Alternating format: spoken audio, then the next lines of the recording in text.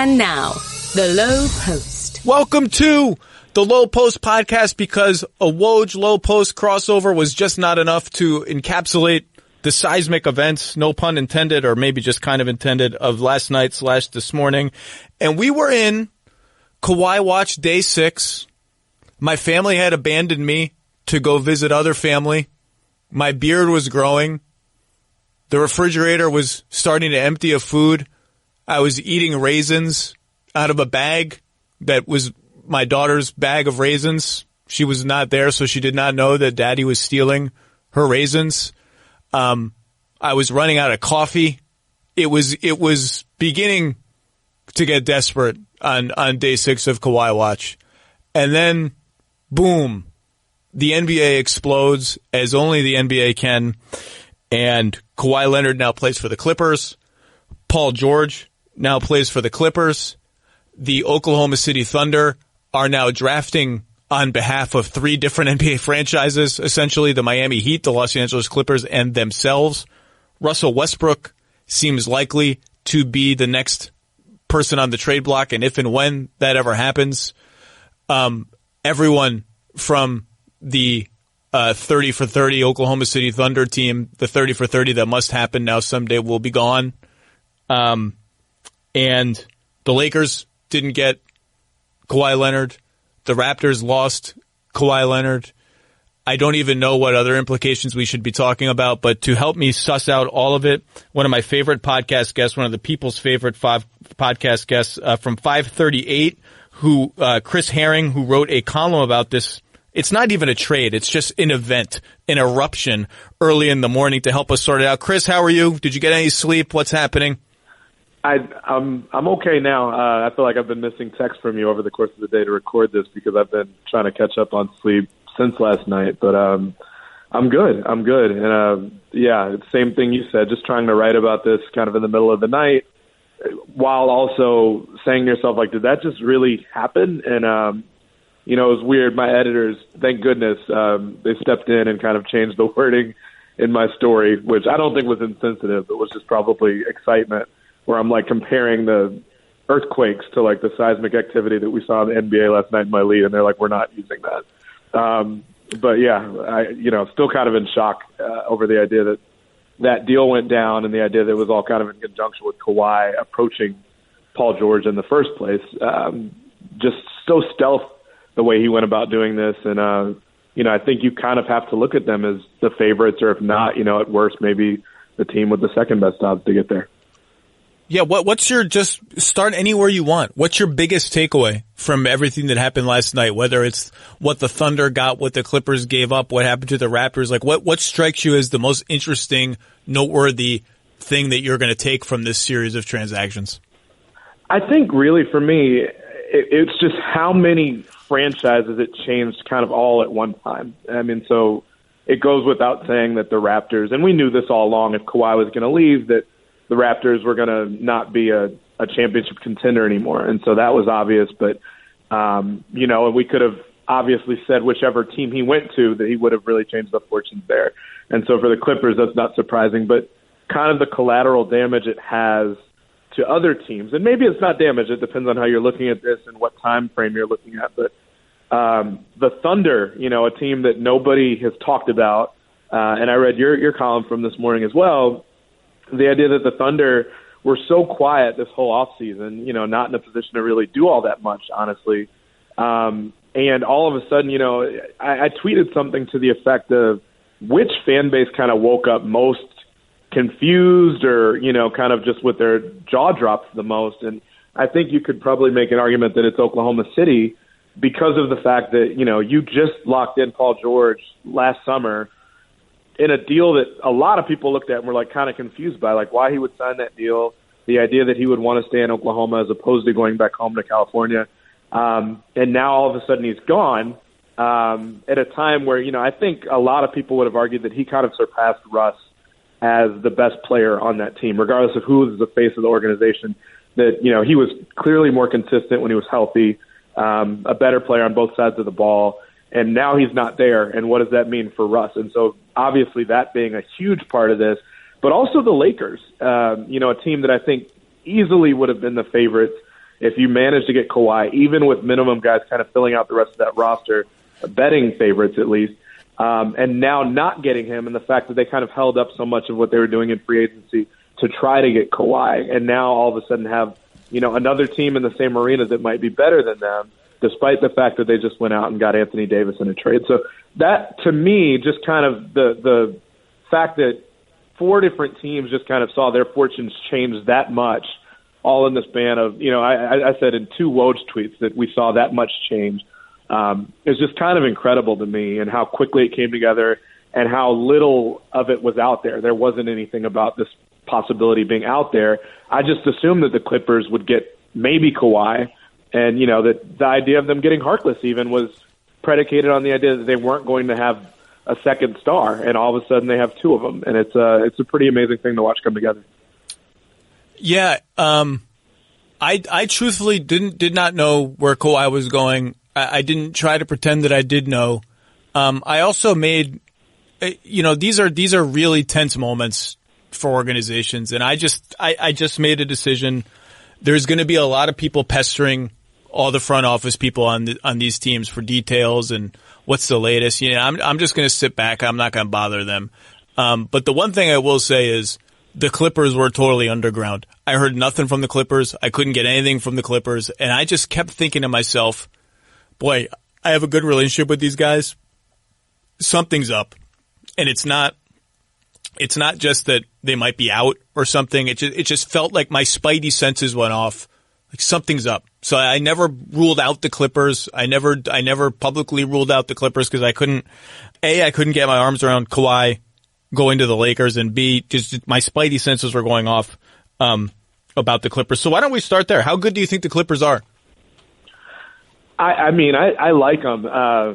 It's so funny most of the time when you get these teams that get 2, 3 stars on a team, that the problem ends up being that they don't have nearly enough depth anymore. And that's not a problem for this team.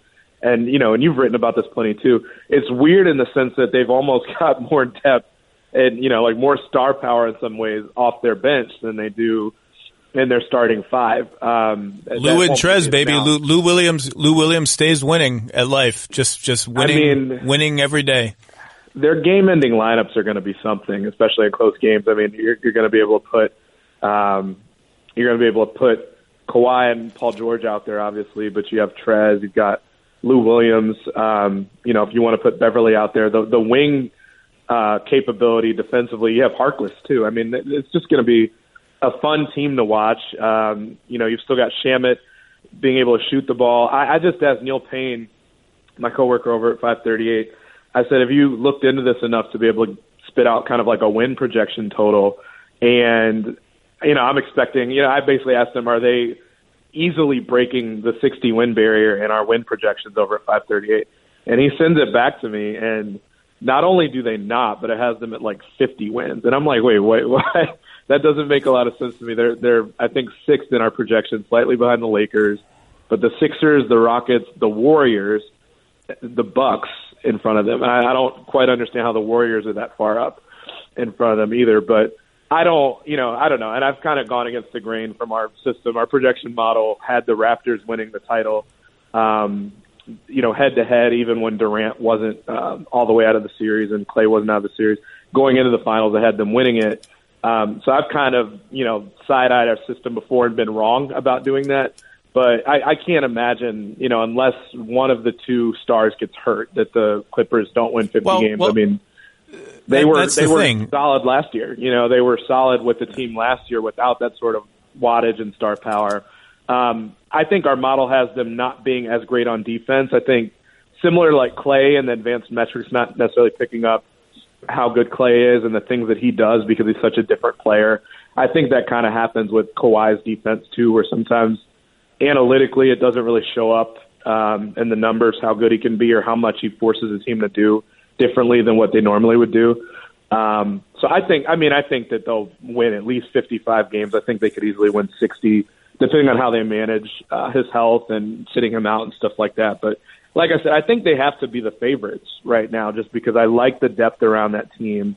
And I think the Sixers and the Bucks are going to be the two teams out east that have to be feeling really great about him having gone west. Well, you look at the West. You look at the West.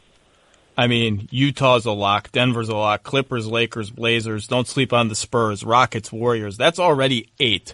So I think the Thunder missed the playoffs. I mean, I think that Westbrook. Let's get right to it. Do you think Westbrook is definitely on this team when we start next season? Do you think something could happen before then?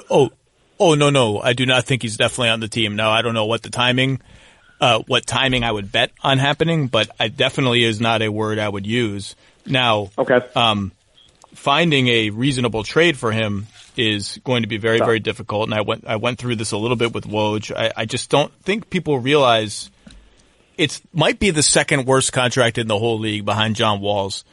And he makes 40 this year, or 38.5 this year, 41.4, 44.2. In 2022-23, he makes $47 million, coming off a not great year shooting-wise, another disastrous postseason performance shooting-wise. And it just, you can go through the teams. I mean, Detroit, I don't see it. Orlando, too far away. Charlotte, too far away. Minnesota, too far away. Did I say Orlando? I can't even remember. Needs a point guard too far away. Washington, the most depressing trade in the league would be Wall and a pick for Westbrook. Don't see it. And so you are left with teams like Miami, maybe Houston, these sort of like Spurs. I don't see a deal for the Spurs. I don't see why they would do it. I think Miami is the name that's going to come up over and over and over again. And like, I get it. I get why they would do it. They've already traded all their picks. They can get him for, take 2 or 3 of our crappy contracts and we'll take your giant crappy contract and we'll call it a day. And he's a star. And fans conceive of him as a superstar. Jimmy Butler is a star. We now have 2 stars. I don't think those 2 stars fit exceptionally well together. I don't think either of them are trending the correct way in terms of their age and their games. Although Jimmy Butler is, I think, stabilized fine. He's going to be very good for the next couple of years. Russ is trending the wrong way. I don't love it, but if you force me to pick a team that will dive headfirst into the Russell Westbrook world, if the Thunder get to that point, I think I would pick Miami. When you start talking about fit, I think with Butler, you always have to consider that more. And I remember even when he first got to the Sixers, what was it, like a few weeks in when he started to either he or Embiid or both of them started to complain to Brett Brown. Might have been days, Chris. It might not have been weeks. It might have been days.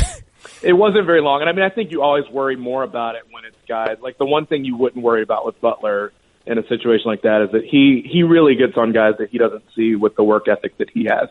So I don't think that would ever be a question with Russ. But the idea, like I keep kind of running back in my mind the free agency so far and like the ones that didn't make a lot of sense to me. And I think with Butler, he was one of the few where someone was actively getting out of a situation. Like the Sixers may be the favorite in the East now, and Butler moved away from that situation to go to Miami, which in my mind, Butler talks so much about wanting to win.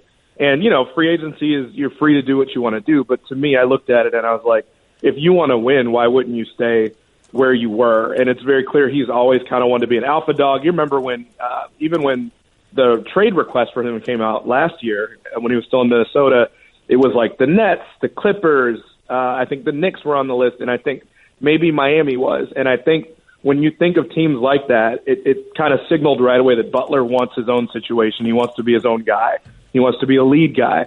And so if you do that and then you throw Russ into that mix after he's gone to Miami when he thought he was going to be the guy there, I'm sure they could make it work. Like I said, I think Russ works hard enough for, to Jimmy's liking, but I don't know that he would want a situation where it's a two-headed monster and Russ is handling the ball as much as he is. So we'll see. It is going to be fascinating to watch that because that's where I'm saying like the league shifted, someone that still has a superstar reputation in so many people's eyes, but clearly, to me has kind of shown a handful of times at this point that I don't think he's good enough as a lead player, as your best player to win you a title. And the fact that they haven't gotten out of the first round in 4 years now, I think is problematic for Oklahoma City. And it's part of the reason that you had to make this trade you couldn't risk the idea of Paul George being disgruntled on top of the fact that you already weren't really making enough progress with this team.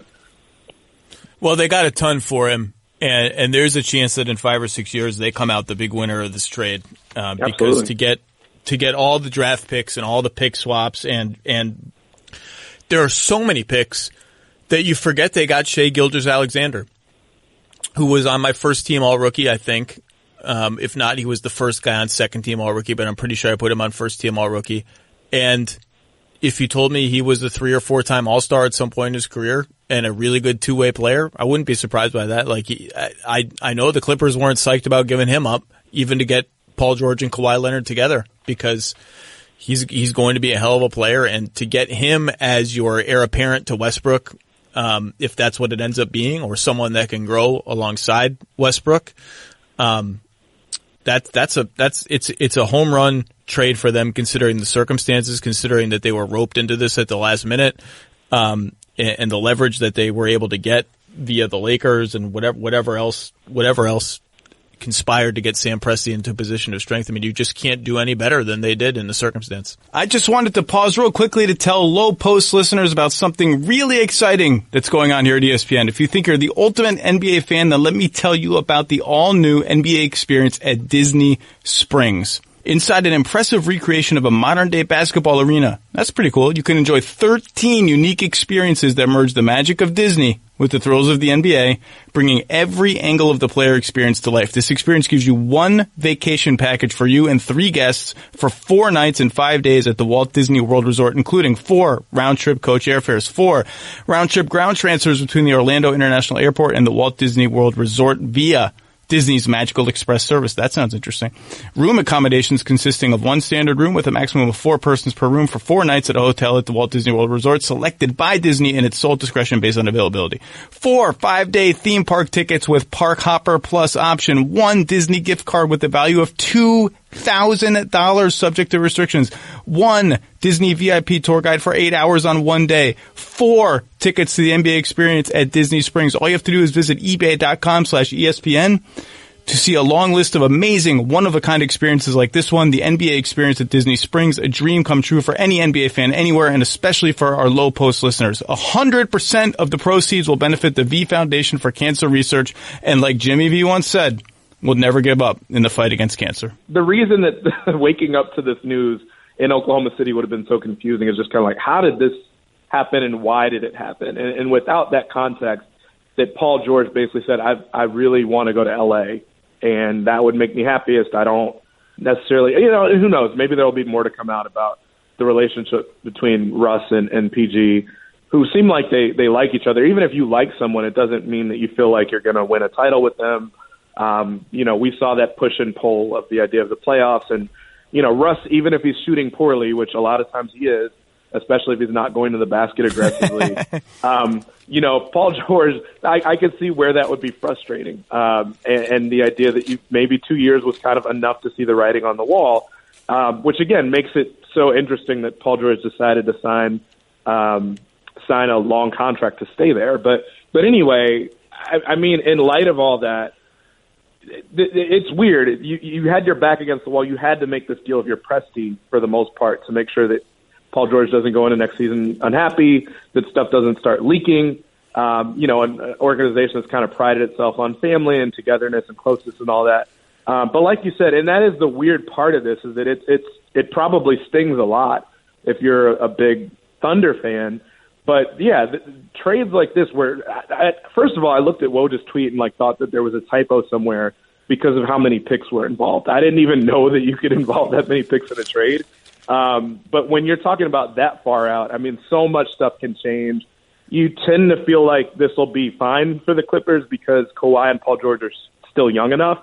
I think if they were 2 or 3 years older, that you'd start to look at this and say, that's a lot to give up, especially Gallinari and Gilgeous-Alexander on top of the picks and on top of the fact that so many of them are unprotected, that you would start to feel really uncomfortable with giving up that much. But the Thunder could absolutely come out of this fine. And I feel like depending on what they get, if Westbrook isn't there and what they get for him and, how seamlessly they're able to do that, I do think they could make the playoffs with their current team. I mean, I think Gallinari is a very good player that, won't get talked about much because of the context of everything else happening around it. But, it's also worth considering what you might be able to get for him, because what is he in the last year of his deal? Gallo's expiring. Yeah, so, I mean, they're interesting. It's just kind of, like you said, it's players that don't exactly match up with each other in terms of timeline, in terms of what you thought you were going to be. But I kind of feel like once they got knocked out of the first round again by the Blazers this time, what you thought they were going to be with Paul George and Russell Westbrook was already coming up short. And so the idea of switching gears here, the irony is you probably you would definitely rather get rid of Russ over Paul George. The problem is that, one, Westbrook's contract is massive, as we've said. And two, I think that you probably have a lot of fans revolt on you, and sometimes you have to do that anyway. But I think fans. Yeah, their only ticket out of cap and tax and topping out at 47 win hell, which is when you're paying $200 million to win 47 games and you're losing in the first round, is a bad situation. Their only ticket out of that was trading Paul George. Trading Russell Westbrook on his current contract does not get you a rebuild. It just gets you out of the contract. Steven Adams does not get you a rebuild. It might get you like a bad first-round pick at best and like an okay player at best. Right. Trading Paul George was the way. It would hurt, but it was the way to at least you put yourself in a scenario where, okay, if we can't find a home for Russ and Adams that makes sense for us, we can have an okay team. And by trading Paul George, we've given ourselves the rebuild. The rebuild is coming. We have the assets that begin a rebuild. Well, now, because of the leverage that they had, they hit a Paul George trade farther than they could have ever imagined they would hit it. And, for the Clippers, they will spin this correctly as we gave up 4 picks or 5 picks and 2 picks, whatever the hell it is. I lost count. A lot of picks. 5 picks, I think. 3 of their own and 2 of Miami's and 2 pick swaps. 7 draft assets plus Shai Gilgeous-Alexander plus a good player on an expiring contract. We got 2 stars for that. That's cool. Like, that absolutely happened. The Thunder can tell themselves accurately, we traded 1 star for that. All we traded for that was Paul George, and we got all of that back. And so even if we have to just ride out the Russell Westbrook contract and the Steven Adams contract, which is shorter and not as bad, like, we've already got the rebuild. We're already, like, we have all of these picks already that we can trade, we can keep, we can do. Like, we've already hit it. It has a chance to be a franchise redefining trade for them. We just have to see what comes next. Is for the Clippers, we got to see, to your win projection thing, we just got to see how they fill out the roster, because as well as they've done on the wing with Harkless, and even Magruder will help them, and they do need some big bodies, and it needs to be something better than just bringing back Zubats. I know everybody loves Zubats because he's the sexy under the radar. Yeah, he's the sexy under the radar guy that the Lakers inexplicably gave away for nothing. Blah blah. He's just like they got to the playoffs and he couldn't play. Now they were playing the Warriors, so maybe that's not fair. But I don't envision Ivica Zubats. I love my Croats. I don't envision him playing 20 minutes a game in a high level playoff series. So they've got to fill out the roster a little bit. But it was a deal they had to do, and now they get 2 of the 10 best players in the league. They're actually decently flexible going forward, and I think one of the reasons why this is a loss for the Lakers, and I don't think it's a big loss for the Lakers, like they held their cap space open for a player that was completely worthy of holding your franchise in limbo for a prolonged period of time as role players get picked off the board. And they didn't get him. That's fine. But LeBron makes so much money on the 35% max that they're not going to have max cap space in either of the next 2 summers. Now, next summer, it doesn't matter. There are no good free agents that are worth it. They're not going to have max cap space in summer of 2021 when there are free agents that are worth it. And that's even if you assume they trade everything. Everything but LeBron and Davis. And the one other thing that they cannot get off their books, which is the Luol Deng stretch provision penalty, which sits there through 2022. And honestly, the cap, like Basketball Insiders, instead of saying $5 million, it should show like a clown face. Like all the salary sheets, instead, it should just have a clown face for Luol Deng. You're paying Luol Deng what now? For how much? Like, even if you trade Kuzma, trade everybody you draft, trade everybody that you sign, dump them all, you still don't get max cap space. So unless the cap, unless the cap goes up further than expected, which is always possible. So, but they'd have LeBron James and Anthony Davis, and Kawhi Leonard was worth it. I don't know that there was a single other max level free agent that was worth it to wait this long, or worth it at all to go to not go the role player route. Kawhi Leonard is worth it, because if they got Kawhi Leonard, LeBron James, and Anthony Davis, you and I could get 5 minutes a game for that team, and the NBA is in for a world of hurt. Oh, exactly. But I think even more to the point of what you're saying, I feel like it's kind of a vicious cycle the way we're talking about it. I think because of everything you just mentioned and how dominant the Lakers could have been and probably would have been if they got Kawhi, all the more reason for the Clippers, even if, like we've said about how these things can obviously shift and turn over the course of 6 years when all these picks kind of come out. I mean, the Clippers had to do this, and I think that's what's so interesting about this is that Kawhi was asking for more time to help the Clippers put something together, and why there was so much pressure on the Clippers to get this done. They were essentially trading for two players by doing this. So we could talk about how much they gave up for Paul George, but you were trading essentially for Kawhi as well, and you were trading to keep Kawhi away from the Lakers, a team, again, that plays in the same arena as you, in the same city as you, that you're going to have to watch win. Probably, I would venture to guess the Lakers would have won at least one championship with that trio. And the idea of, guessing that they'd win more than that with that trio is really easy to do. Now, because of what you just said, we're looking at a situation where the Lakers won't really be able to add to their top two guys. There's really and by the way, they're still going to be really good next year. Like, some of the guys they signed are going to help them. Yeah, they're still going to be really good. Absolutely. Now, I don't. My fear with what the Lakers have put together, first of all, and I get it. I get how it works with Rich Paul, but Kentavious Caldwell-Pope, like at the number that they're bringing him back at, from just like looking at a roster standpoint, he's not a bad player, but just kind of how much money he's earned with the Lakers. I don't love that. I think because of the initials being the same, I might start referring to him as Kentavious Caldwell-Paul. I think I might just make that change in my writing. No, he's still KCP. I mean, look at this situation, because I mean, and there wasn't much left out there, and I totally get it. So they end up with Quinn Cook. LeBron is LeBron, and so on some level, you don't necessarily feel the need all the time to go out and get a bona fide point guard. Someone that has the ball in his hands all the time, because that would kind of get mitigated by LeBron handling the ball so much anyway. LeBron's getting older. The other star player on this roster is a big. And so now, I just kind of look at the fact that they finally are starting to put shooters around the guy. They get Danny Green, who you're never going to argue with putting Danny Green on your team. It feels like they're one impact wing player, and not necessarily just wing player, but like ball handler away from me. And maybe I'm overthinking that, because look, LeBron can handle the ball and he can play on the post, and you've got Davis who can do a lot of different things. But, why I like the Clippers so much more than the Lakers right now, or at least a little bit more than the Lakers right now, is just the versatility that they're going to have and being able to do that, whereas the Lakers don't have a whole lot of ball handlers that I feel that comfortable with. Quinn Cook, we're going to have to see how Quinn Cook does in that situation. I think he's a good enough open shooter, but handling the ball for long periods of time, we didn't really watch him have to do that with Golden State much. And when we did in a playoff situation, it didn't really pan out all that well. So I don't know. I mean, like you said, the Lakers, it could have been worse. Getting the Davis trade locked down in the first place was big, and obviously looked even better once the Warriors kind of had their injuries. But it'll all be fascinating. I mean, I think the Clippers did exactly what they had to do.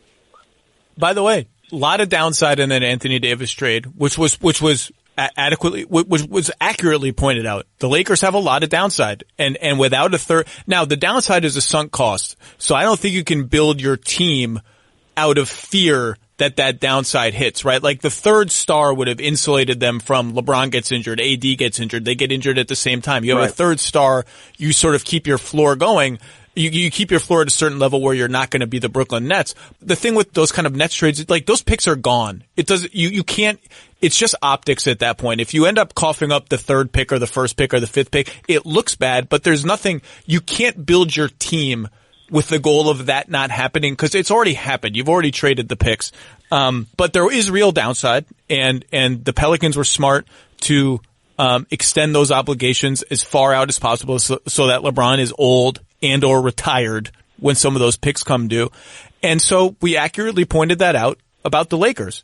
Now, people maybe rushed to point that out about the Lakers because we were in an environment where the Lakers were a complete mess and a circus, and every report coming out was more laughable than the next. And the Clippers are the opposite. The Clippers are they're first of all, they have twice as many people in their front office as the Lakers. They're all very smart. They've done a great job. They've clearly prioritized they're making moves like they were on the other end of the Zubats move. What they did with Rodney Magruder, stealing him for nothing and then agreeing to a contract where they could reduce his cap hold in the same second that they just did. Like they're clearly 2 steps ahead. They're playing chess. The Lakers are playing their tic-tac-toe, whatever's dumber than checkers. But the Clippers face the same, like they have an enormous downside now. And some of those picks are also way out there. And yeah, Kawhi's 28 and Paul George is 29. And so they don't have a mid-30 star like LeBron James, but Kawhi just got load managed through an entire season. Paul George has suffered a couple of major injuries. You just don't know. You do not know, no matter how well you appear to insulate your team. You don't know. And between those picks and the Miami picks, and Miami's a team that has much more in the next 5 years downside than the Clippers do, even if they get Westbrook. The odds are not it's possible, not maybe, not if things really go right. The odds are that the Thunder are getting at least 1 or 2 good picks. Now, maybe not top 5 picks, but they're not all going to be picks in the 20s. Things are going to happen, and some of those picks are going to turn out to be good picks. And you have to feel good about that. I mean, it's Sam Presti. And lightning can strike, multiple times in the same spot every decade, every few decades, whatever you want to call it. I mean, if you're going to talk about a GM that has done well with that, you can criticize as much as you'd like to how stuff panned out after that. But the guy drafted 3 MVPs in a row, so the likelihood that they'll get someone that they can rebuild around totally, whether it's a number 1 pick or whether it is a number 12 pick, you feel good about your odds when you've got that many picks and that many unprotected picks coming. And exactly what I said about Miami and stuff like that. I don't think I felt like Miami, and I said this years ago, and I remember getting a lot of pushback. It's always weird when you're a beat writer and people come at you and they're like, "Oh, you write about the Knicks, so of course you're going to criticize the Heat." Like I felt like the Heat has kind of been on this wheel of mediocrity for a long time now. Where you remember that summer where was it Tyler Johnson and a bunch of other guys they were signing for pretty big money. And not, I guess that was 2016 because it was the first year that the cap really went up the way it did. But just looking at that, like every time it seems like they're kind of in a bit of trouble, they sell the idea on Miami as, a stable franchise that's never really, really bad, but also a destination that players like to be in. And I feel like Butler was, found appeal in that. And so you're going to get some really good picks here. I don't know if they'll be from the Clippers or the Heat or both or how long it'll take, but you're going to get good picks, and you've got to feel good about the fact that Presti is going to be the guy pulling the trigger. If I were the Heat, I don't think I would trade for Russell Westbrook, even if all I have to give up is, James Johnson plus Kelly Olynyk plus something else I don't particularly care about, because I'm looking at if we have just had anything reinforced to us, it's that if you want to get a star free agent, you already need to have a star on your team. You cannot just go in there naked with draft picks and like, Shai Gilgeous-Alexander is interesting and Landry Shamet can really shoot and looks like a cartoon character from whatever show he looks like a cartoon character from. And like Montrezl Harrell is super intense and like a good player who, blah, blah. Like that's not going to get you Kawhi Leonard. Jimmy Butler being in the door gets you in those conversations in the summer of 2021 when some studs are back into free agency. And I think Jimmy Butler plus a clean slate is better to go after those free agents than Jimmy Butler plus Russell Westbrook earning $45 million. Plus, I don't even know how much cap room you have if you have 10 empty roster spots attached to those guys. I'd rather go with Jimmy Butler in 2 max slots than Jimmy Butler plus Russell Westbrook. And by the way, look, I don't want to pile on the guy, but a year ago, Russell Westbrook was a major winner in free agency. He was the he was the header of my winners and losers in free agency because finally a player had signed up to play with Russell Westbrook. That player just demanded a trade and is gone. And there is just not a lot of evidence. There is just not a lot of evidence that playing next to Russell Westbrook is going to help your production or is all that fun or that very many superstar players are super interested in doing it for a prolonged period of time. More players have left than have signed back for, like Paul George signed back and was like, you know what? We're not very good. That's the problem. That's the problem. Yeah, we're not very good. These lakes that I like to fish in Oklahoma are like cool. Like that made for a good story. But, this dude has come with me to the Clippers. He's really, really good. Like, I kind of want to live in Los Angeles. Kawhi's awesome. And can we make this one happen? And like, so the Russ thing, if and where he ends up is going to be really interesting. And I understand Jimmy Butler is not the best player on a title team. Maybe players aren't dying to play with Jimmy Butler because, as you said, he seems to be all about being the number one option. And I can tell Jimmy Butler where Jimmy Butler as the number one option gets you. It gets you to 42 wins and out in the first round of the playoffs or something like that. But whatever. It's going to be really interesting to see if Oklahoma City crosses the Rubicon with Russ, which will hurt them because it means everyone's gone from that team you just mentioned, where they can find a home for him. Can I ask you one thing before I know we're probably towards the end of this? Of course. Ask. Toronto. Because I mean, I think aside from the fact that last night we're seeing Woj's tweets and we're seeing that that basically Kawhi approached not only Paul George but Ramona had said that he approached Kevin Durant even before that. And then the part of it that is really interesting to me is that it sounds as if Presti basically talked to Masai Ujiri and said, "Look, We'll make this work for you guys, and we'll send Paul there if you're willing to take on Russ as well." And the idea that the Thunder wanted Siakam back. Now, I don't know how far along those sorts of conversations got. It also I don't think far. Yeah, it also becomes moot if Kawhi obviously makes it clear that he wants to go to the Clippers, and if they can make that work, and that if the Thunder can make it work to send him there, then it becomes moot. But I just wonder, would you have bitten the bullet there in a situation like that? Would you have taken on Russ if it meant being able to keep Kawhi just for the immediate sort of future and the idea of maybe giving up Siakam to do something like that? I mean, I haven't yet talked to the principals. I don't know how serious that really was. Okay. B, that's a lot of information to take in on the fly. All of a sudden, you've gone from hey, can we just bring you back to this team that we know is really good, to wait a second, we're getting Paul George and Russell Westbrook and losing who and what's happening and how much does Russ earn in a couple years and like for how many years, what's going on? I don't know yet how real that was.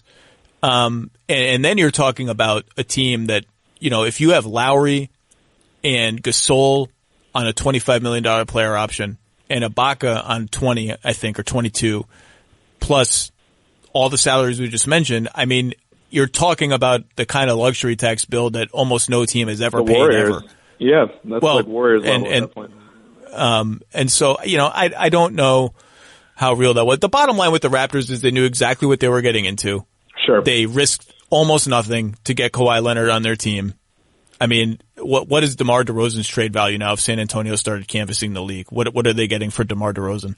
Not much. And they won the championship. So they won They won the Kawhi Leonard trade forever. No one ever gets to take that championship away. It sucks that he left, but it doesn't change anything that happened to their team. They traded from a position of strength, and the Spurs traded from a position of weakness. They were unable to create the sort of frenzy of leverage that Sam Presti created last night or 2 days ago, whenever the hell this was happening. I've lost track of time and space.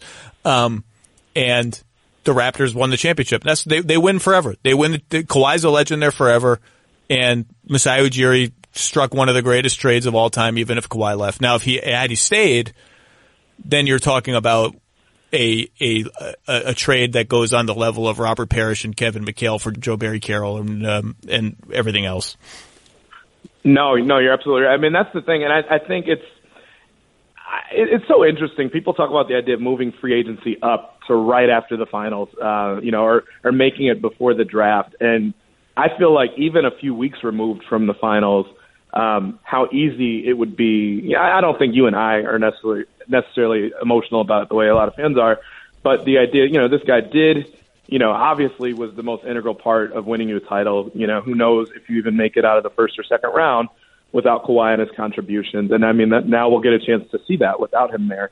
But Masai, if there's anyone that takes emotion out of a decision or puts it to the side, we're talking about someone that did everything that he had to do to bring Kawhi in the first place, which, in hindsight, as we've said, it's a no-brainer in hindsight, but at the time, there were fans there that were very angry, which I don't know how much. Well, those fans were wrong. It was a no-brainer at the time. Wrong. It was obvious that it was a no-brainer at the time. It was an absolute no-brainer. There was no downside to it at all. If that shot rolls out, right? If that shot rolls out and they lose, it doesn't matter. It's still a no-brainer. You do it 10 times out of 10. But and I guess all I'm saying is that in a situation like that, I'm not surprised at all. And like you said, we don't know how serious the conversations were, but I'm not surprised at all that Masai wouldn't. I don't even imagine that he would even really, really consider something that would clog their cap for as long as something like Russell Westbrook would, particularly when, I think a year or 2 years from now, especially once Lowry is off the books, that they're not going to have a year. He's expiring. They're going to have a lot of open space. And so the idea of changing all that. That was the dream they were going to sell Kawhi was, hey, look, you can win a title this year, again, make a real run at it. All these guys come off, and then you get to make the team as you want. You and Pascal and Anunoby, and maybe we bring Van Vliet back or whatever. And then we have $50 million in space, whatever the number is. We have that much in space. Now and so that was the way that Toronto could overcome the fact that the other best players on the team, or at least some of them, were all going to be expiring this year. And so Kawhi can't look ahead and say, well, I know there's a core here of 5 guys or whatever that I can count on being here and being really good for a while. There's just Siakam and Anunoby, but there's also cap space. And it didn't work, and that's fine. Now we get to see, are the Raptors able to trade any of those players? Kyle Lowry on an expiring contract for $30 million. Minnesota coveted him once before in a previous regime. Marc Gasol on the last year of his contract. Serge Ibaka. Do those guys have any trade value that makes it worthwhile for them to do it? And no team likes to lose assets for nothing, so maybe the value doesn't have to be great. Maybe you just take what you can get and start spinning things into spinning things into spinning things, and all of a sudden, that equation can end really well for you. I don't know that it will ever end better for a GM than it did for Sam Presti, who, when you go back and trace it, turned Serge Ibaka into everything they just got from the Clippers. Serge Ibaka became Sabonis, and Victor Oladipo became Paul George, became the mother lode that they just got. Serge Ibaka, who's a nice player and should in no way ever be the building block towards a 7 draft asset plus Shai Gilgeous-Alexander rebuild. It's really incredible. Or Toronto could just say, hey, look, what were they without when Kawhi load managed? When he managed his loads last year, they had some really Siakam good record. Was great. Yeah, no, I mean, Siakam played really well, and they won. I don't remember what it was. Was it 70% of their games or something really good? The most fun outcome is they just take that team for a 1-season victory lap where everyone loves it. Kyle gets a standing ovation every game. They win 49 games or whatever they win. Maybe they win a first round series. Who knows? Because that's a smart, competitive, still kind of deep team. That's the most fun outcome. I don't know if we'll see that, but that's not a crazy It's not a crazy outcome. And you can't be, like you said, you can't be mad at any of it. I mean, I once they got to the finals, that shot rolling in, them coming back against the Bucks to win 4 in a row after going down 2-0. I know I said this, before they even made it all the way to the finals. If this is all you get, just the experience of it and watching a player play at that level where he's being talked about in the same sentence as Michael Jordan and LeBron and these great playoff runs we've seen, you have to live with that. And you have to understand that, even if it doesn't work out, that that you wouldn't have gotten this production out of DeMar. And then you actually win the title. I mean, at that point, it's weird. There are going to be some emotional fans and people connected to that team that are disappointed, but you won a title, something that you'd never done before. Kawhi got you there. And so now, if you have to let the dust settle a little bit and watch the team not play with him, then so be it. But it still should be a competitive team. I think that there'll probably be a middle of the pack, maybe at best a 4 seed, maybe in the East. I would probably peg them at, depending on how other teams do in terms of health and whether the Raptors stay healthy. But there's nothing wrong with that. And like you said, in a lot of cases, I would trust Masai with cap flexibility around Siakam and whatever they end up getting, bringing back from that team, than I would with Westbrook, who we don't know if he can just kind of take his foot off the pedal and be, in that case, like a third guy, because I would kind of want him to take a step back behind Siakam. Well, I guess Siakam wouldn't have been there if they had made a deal. Good luck with that. Good luck with that. Exactly. And so you don't know that it would have worked. You don't know that he and Kawhi would work together. We don't know how much Paul George would have enjoyed playing with Russ anymore, whether it was in Oklahoma City or Toronto. So I don't know. I think I trust Masai more with kind of a blank canvas with maybe a star or a decent player or two than I would with the situation where he's handcuffed and stuff goes sour and then he's got to fix it with an asset that he can't. Rarely does Masai have an asset he can't trade. We've seen him trade Rudy Gay. We've seen him trade. I covered the Knicks when he traded Bargnani there. Like, you don't want to handcuff him to where he's just got a nearly $50 million contract for a single year. Like, don't put him in a box like that. I think it's smart to not have made that move. I'm glad you mentioned the Knicks because there are 2 teams that we did not mention about Russell Westbrook. The first is Minnesota, and you will hear a lot of would they do Wiggins for Westbrook, and I don't think they would. And the second one you'll hear a lot is New York. And God help me if the Knicks acquire Russell Westbrook. I don't know. I don't know what I will do after all of this talk about, okay, we struck out. We're going to be patient, this and that. Right. We traded Porzingis and he didn't want to be here. We're doing this the right way. I have gotten asked by Knick fan friends 10 times already in the last 24 hours. Oh my God, are we going to get Russ? Are we going to get Russ? It would just not make any sense. I wouldn't understand it. It would be the Bulls. It would be a much worse version, but it would be the Bulls essentially saying, we're going to just build around our youth and we're going to start over and we're going to rebuild and we're going to go young. And then you bring in Rondo and Wade for like a season that doesn't make sense, except 2 or 3 times worse because of the length of the contract and how much money would be on it. But I would never rule it out, but I kind of trust their front office enough not to do that. But I don't know. It's always kind of a question of how thirsty are they for a star in that moment. But I don't think they do. I don't think they would, but they could always prove me wrong. But we'll obviously. Well, that was the risk of trading Porzingis. Exactly what I just talked about how you can't recruit free agent stars unless you have one. And they had drafted one, and that's why tanking or trying to draft high will always be profitable because it's a chance to get star number 1 without convincing star number 1 to come. You just get to tell them you're working here now and you're on our team. And the argument was, well, if we have 2 or 3 max slots, we can get 2 guys to come together. And yeah, that's possible. They didn't do that though. It's easier when you have one in the door. Anyway, Chris Herring, read his stuff at 5:38. It's time to take a nap. It's time for me to take a nap. That's what I'm going to do. Take one too. I'm going to replenish the refrigerator after Kawhi watch. I'm going to take a nap, and then I'm going to go to Las Vegas, Nevada tomorrow. Raisins, please, or else she might get upset with you. You got to get new raisins. Yeah, I know. I got to get some raisins. All right, Chris, thank you, sir. Thanks, man. I appreciate you.